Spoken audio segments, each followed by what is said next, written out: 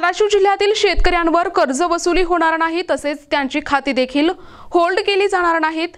शेतकऱ्यांना सरकारचे अनुदान थेट मिळावे यासाठी बँकांना निर्देश दिले असल्याची माहिती तुळजापूरचे भाजप आमदार राणा जगजितसिंह पाटील यांनी दिली आहे।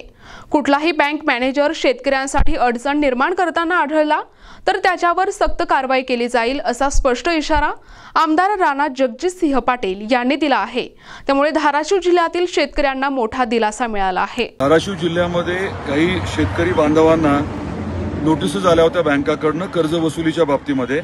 तर याविषयी मला आवर्जून सांगायचं आहे की गेल्या आठवड्यातच कलेक्टर एलडीएम यांच्याबरोबर चर्चा झाली, त्यांना सूचना दिल्या होत्या आणि त्यांनी व्हिडिओ कॉन्फरन्सिंगद्वारे सर्व बँकेच्या मॅनेजर्सना स्पष्टपणे आदेशित केलेलं आहे की आता वसुली कुठल्याही प्रकारची करायची नाही।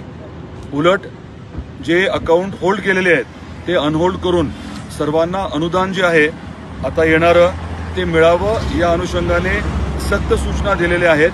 कुठल्याही बँक मॅनेजरने वसुलीच्या बाबतीत जर काही अडचण निर्माण केली किंवा आपले अकाउंट जे आहेत ते होल्ड केले तर एकदा मॅनेजरना स्पष्ट तुम्ही बोला आणि तरी अडचण आली तर जिल्हाधिकाऱ्यांना आपल्या धाराशिवच्या तातडीने आपण एक मेसेज करा किंवा कॉल करा।